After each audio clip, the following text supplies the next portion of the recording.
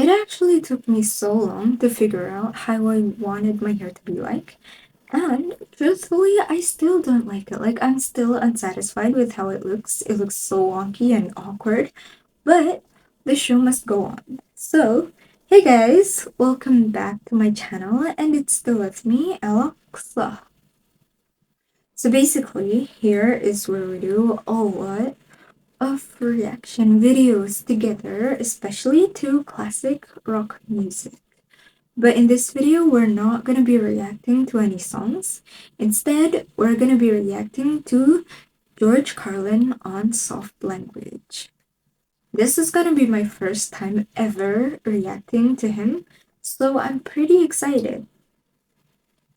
So, George Carlin was an American stand-up comedian, actor, author, and also a social critic. He is regarded as one of the most important and influential stand-up comedians of all times, making people regard him as the dean of counterculture comedians. I actually do not know what that means, but it sounds pretty lit. He is also known for his dark comedy, and when I read that, I was like, I'm sold, so I'm pretty curious and also excited. Also, look, yes, I did start wearing hair accessories. Don't you think it just looks so cute? I mean, I've been thinking that my hair kind of looks too plain, especially now that it's black. So, okay, so before we get started with the actual video, I do want to say thank you guys so much to those who have supported me and my channel through PayPal, Patreon, Buy Me a Coffee, and stuff like that. I really do appreciate it, guys. Thank you so much. And if you also want to do the same to support me, you can check out some links down in the descriptions. There's a bunch. And it can lead you to my merch, my PayPal, my Patreon, my other social medias, and I promise you it's gonna be worth it. Now that that's over, it's finally time to, I don't know, sit back, relax, and have a hopefully joyful laugh. It's George Carlin time.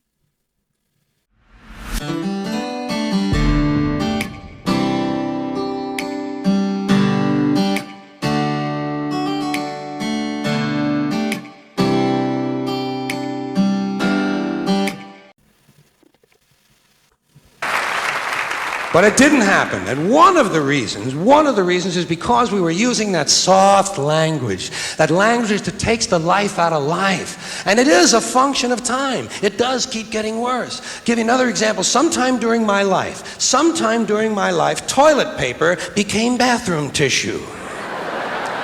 I wasn't notified of this. No one asked me if I agreed with it. It just happened. Toilet paper became bathroom tissue. Sneakers became running shoes. False teeth became dental appliances.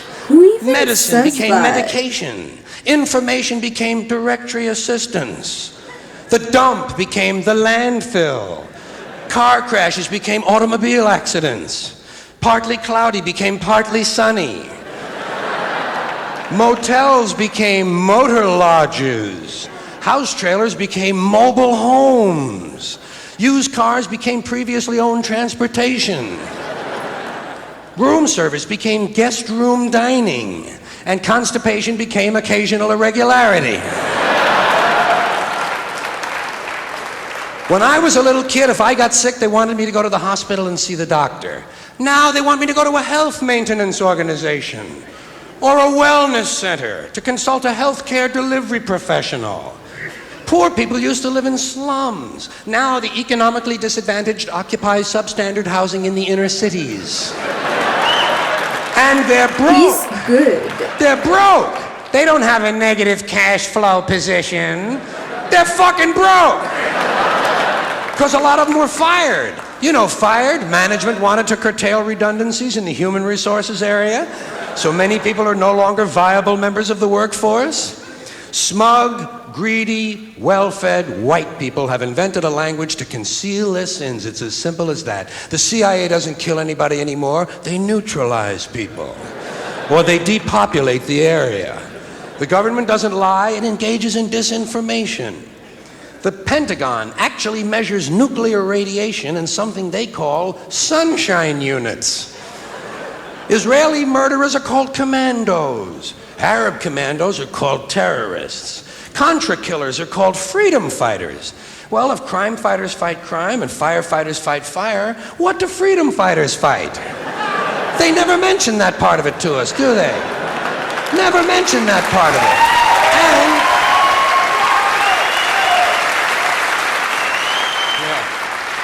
And some of this stuff is just silly, we know. He's so good. I love him. I love like how he's so chill. He doesn't overreact, but it's just so funny, and I totally agree with him how like words are getting more and more complicated, but they're actually pretty simple in terms of meaning, you know? He really has a point. We all know that. Like on the airlines, they say they want a pre-board. Well, what the hell is pre-board? What does that mean? To get on before you get on? They say they're going to pre-board those passengers in need of special assistance. Cripples! Simple, honest, direct language. There's no shame attached to the word cripple that I can find in any dictionary. No shame attached to it. In fact, it's a word used in Bible translations. Jesus healed the cripples. Doesn't take 7 words to describe that condition. But we don't have any cripples in this country anymore. We have the physically challenged. No, for real. Is that a grotesque enough evasion for you? How about differently abled? I've heard them called that, differently abled. You can't even call these people handicapped anymore. They'll say, we're not handicapped, we're handy-capable.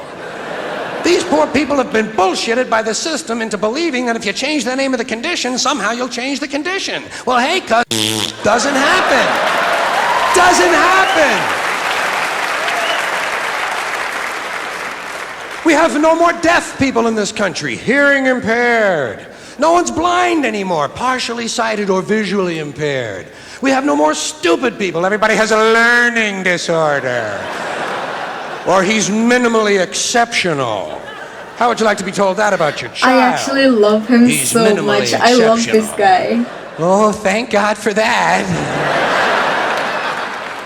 Psychologists actually have started calling ugly people those with severe appearance deficits. That's foul. It's getting so bad that any day now I expect to hear a rape victim referred to as an unwilling sperm recipient.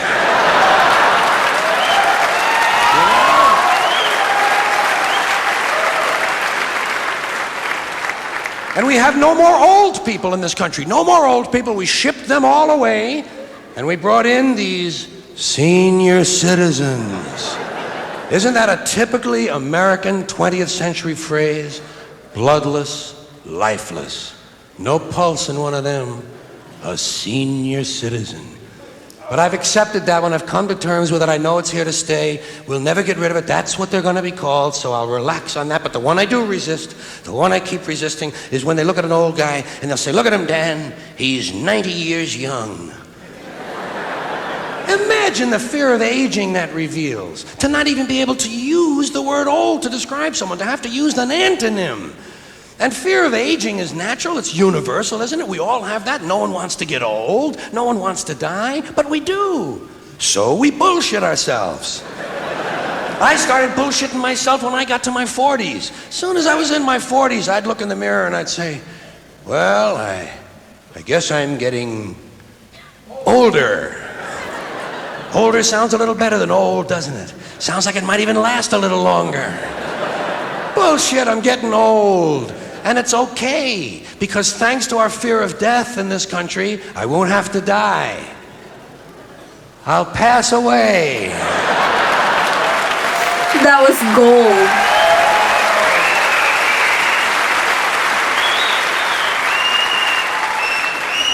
Or I'll expire like a magazine subscription. If it happens in the hospital, they'll call it a terminal episode. The insurance company will refer to it as negative patient care outcome. And if it's the result of malpractice, they'll say it was a therapeutic misadventure. I'm telling you, some of this language makes me want to vomit. Well, maybe not vomit, makes me want to engage in an involuntary personal protein spill. Thank you all.